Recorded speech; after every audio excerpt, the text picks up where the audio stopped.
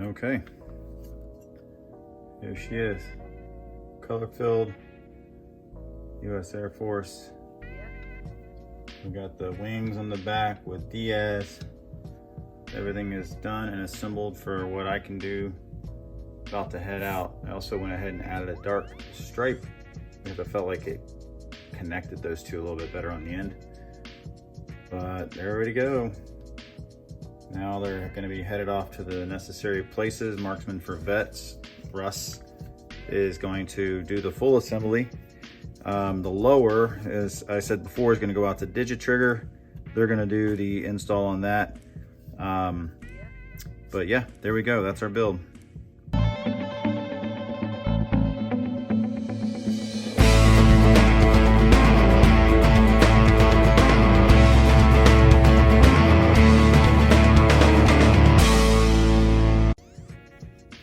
All right, so today we're going to do something a little different. This is a lower custom engraved with the Marksmen For Vets logo. We do charity build every once in a while, and it's for Marksmen For Vets. And all the parts that we do in here are all donated. So every piece is a donated part, and then I like to donate my time and paint. And we're gonna do a custom build for an Air Force vet, and I'm still working on the design, so I'll be kind of taking you along through this journey. Also, just point out, this is an upper fresh from MOA Customs. Definitely check them out. And then Lucid Optics has donated a couple of different scopes. This is the P7, pretty nice little unit. They are rubberized on the outside, so I can't paint a lot of them, but I usually just do some color accents and stuff to jazz them up. This is a very heavy duty, really nice unit right here. But all the details will be in the description, you know, when I post this up. So hope you guys will follow along, and let's see what we come up with.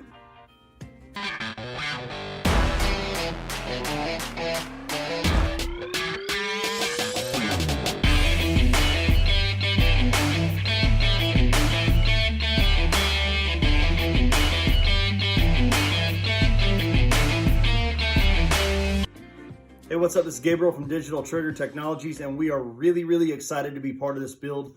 I'm a veteran. What Marksmen For Vets is doing is killer. We're super excited. So what we've done today is put in our digital trigger, and this is the pull and release digital mode trigger. So you have that quick rapid fire, and then you also have that nice 1 pound semi-auto, and then always, as normal, you've got that straight up mechanical trigger. And what's really cool is we've also added in our bolt carrier group as part of this build, and a heavy buffer spring.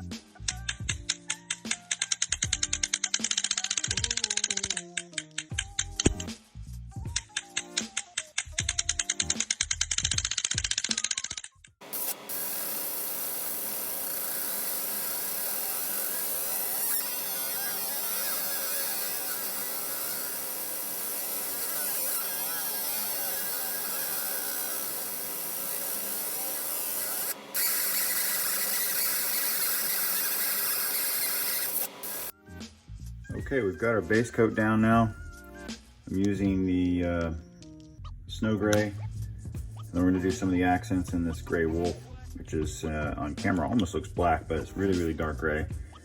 As an example, I just finished spraying these, so I can't touch them quite yet, but that's a really dark gray compared to that gray. Now, I wanted to show you guys a little bit about what pattern we're gonna go with. Now I have a really terrible mock-up to show you, but essentially we're going to be going with some purple camo. More than likely I won't have the white in there. It's going to be probably gray, purple, and black. The problem that I'm running into is this is for an Air Force build, but the young lady that we're doing this for, it's a charity build. She really likes purple, so her husband is saying purple is the color, so even though with Air Force I would like to go with gray and blue, we're gonna go with purple. So stick with me, we're gonna come back and we'll start laying some lines, and we're gonna start laying in the camo. And I didn't have the barrel, so I figured I would just use this barrel. It should do, no, I'm just kidding, that's from a goat gun. Anyway, stick with me, we'll come back. We'll start laying some stencils once this has all been baked. All right, so let's get started on some stencils. So it's all laid out. You can get an idea here. We're gonna be doing some dark gray accents. I'm gonna stick with the dark gray, and then I'm gonna throw in some purple because I don't want the purple to be overwhelming. But I think if we go with the gray and the dark gray for the main colors, which, you know, I like it kind of like this, but if we go with the main colors, then the purple will give us a little accent, which of course will make it personal for the person receiving it, and that's ultimately our goal. So what we're gonna do is I'm gonna lay out a couple of stripes here, and then we're gonna lay some camo pieces on here, and then I've gotta lay stripes on here. So I'm going to use this little grid that I have on here.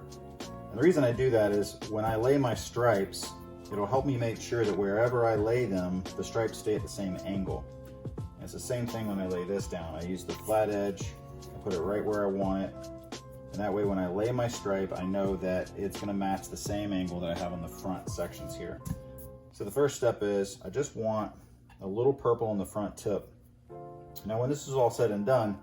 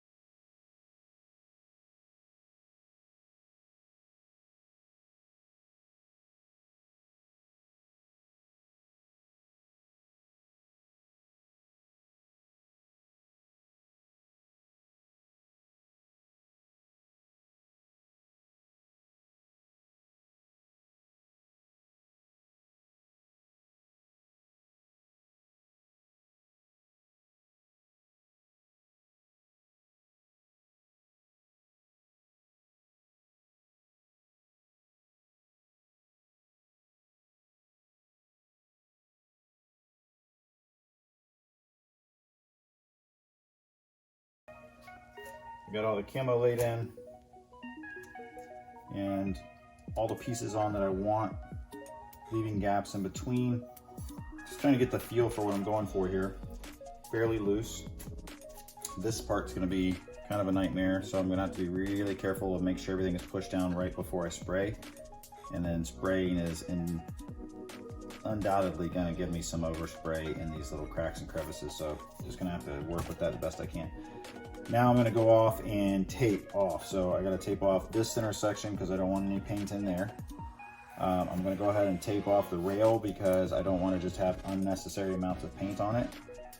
Because I'm gonna tape it all off and I'll make it a nice clean finished piece when I'm done. I've got to tape off the back side of all of this and from here down. And I ran this at a different angle just to bring it down. Just kind of, because that's what I want to do. So either way, not a big deal. But this is gonna stay gray.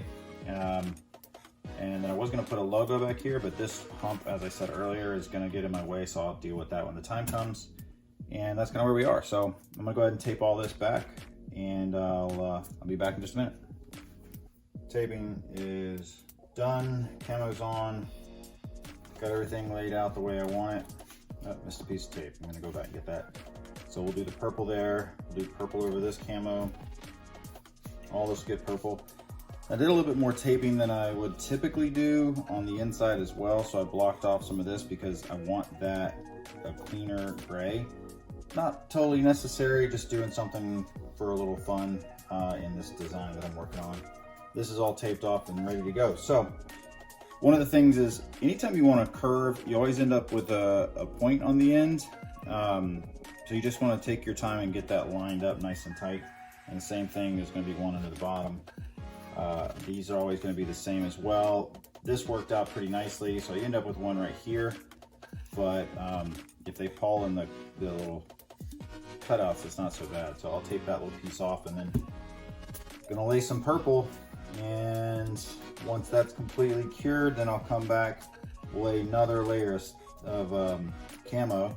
I'll then tape this purple off. And then we're gonna put the dark gray, which will be this dark gray, over the top of that. And that's almost the end of the project. Then we'll come into any stencils that I'm gonna try to lay with a design. And we'll see where we go from there. Well, it is purple. Obviously this is a lot of purple, but keep in mind that we've got the gray down where the camo is. I'm gonna lay camo on top of this, and then that's gonna get a dark gray. So we'll only have purple coming through in small amounts. Have a little purple accent here, and then we'll have some purple accents like on this and this to go along, you know, with the darker gray. So I think it's gonna be all right. The recipient, her husband says that she likes a lavender purple, like a more laid back purple. So I didn't want to go with anything super dark. I was trying to get away from the pink. So hopefully this will be a nice happy medium. Since I can't talk to her, I'm kind of taking my best shot at it. So this is where we are right now. The next step will be to start laying the next series of stencils, and I'll get back to you with that in just a second.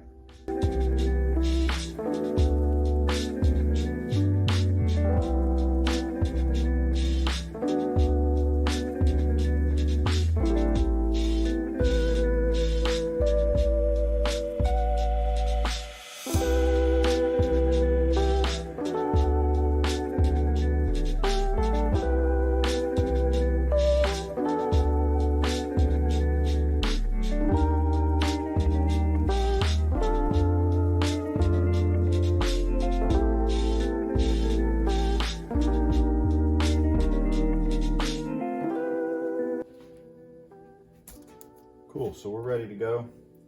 The only thing I gotta do now is tape off this purple just to make sure I don't get any overspray on it. So, as you can see, I spaced these out pretty well because I really more want the accents of the purple coming through versus being a bunch of purple camo spots. So hopefully this will keep the purple down, but still allow it to be part of the overall feel. So we're gonna go ahead and get this ready and spray some dark gray on it, and we'll come back. So we've gotten rid of a lot of the purple now. So we'll get to start taking off the stencils. We'll get an idea what it's gonna start looking like.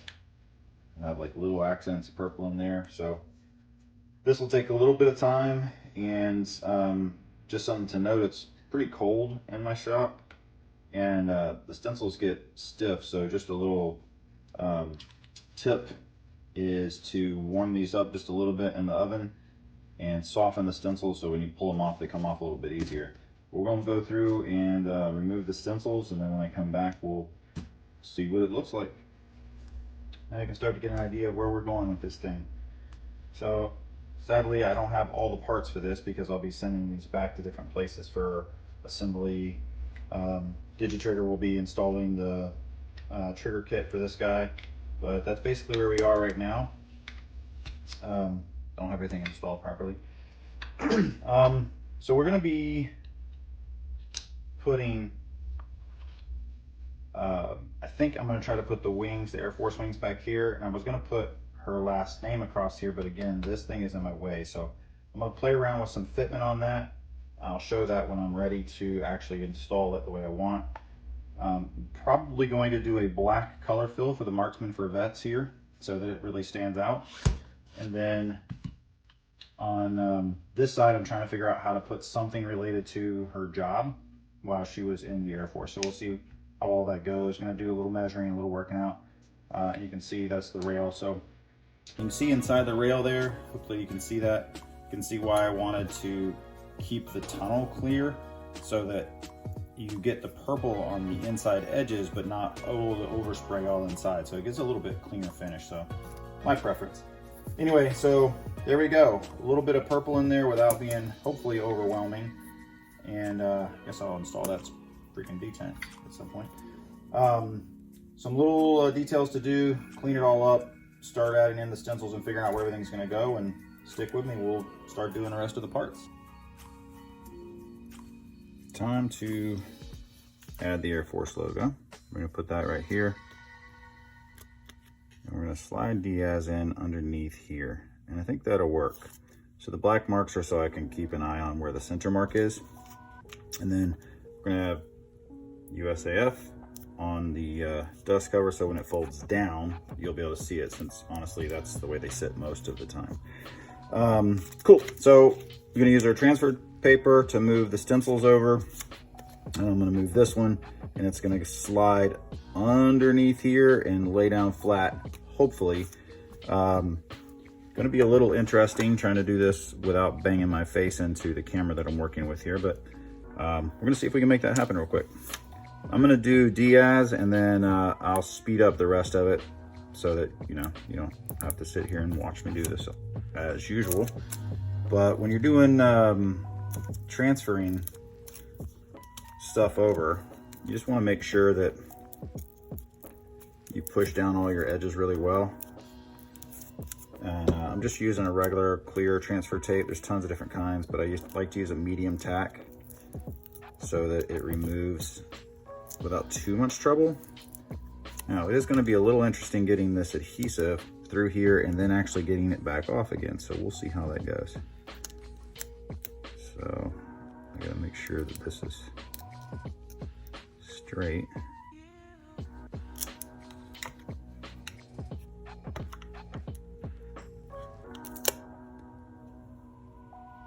I think we're just about good. Cool, so I'm gonna come back and we'll speed this up and do the other section in just a moment.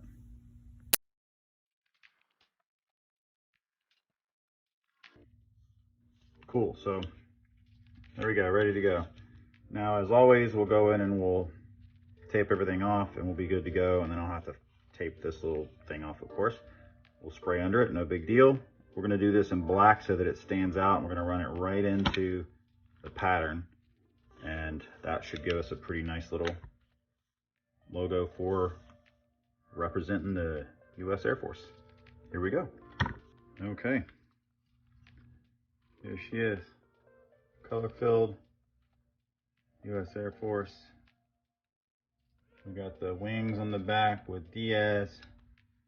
Everything is done and assembled for what I can do. About to head out. I also went ahead and added a dark stripe because I felt like it connected those two a little bit better on the end. But they're ready to go. Now they're going to be headed off to the necessary places. Marksmen For Vets, Russ, is going to do the full assembly. The lower, as I said before, is going to go out to DigiTrigger. They're going to do the install on that. But yeah, there we go. That's our build.